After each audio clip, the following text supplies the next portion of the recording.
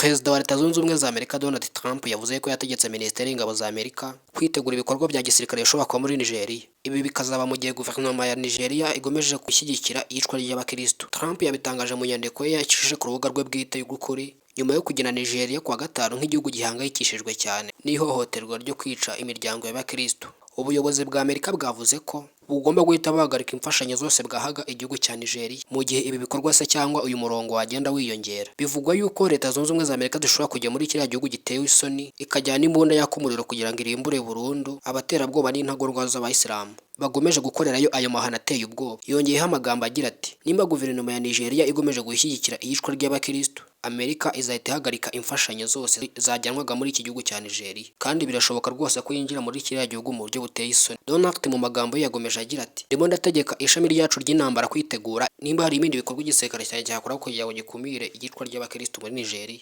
Mu nyandiko ye Trump yagomeje yihanganisha abakirisitu bagomeje kwicwa. Agomeza avuga yuko hazafatwa ingamba zitaziguye. Agomeza avuga yuko Leta Zunze Ubumwe za Amerika zishobora kwinjira muri iki gihugu mu buryo buteye isoni kuko ibiri kuberayo biteye isoni.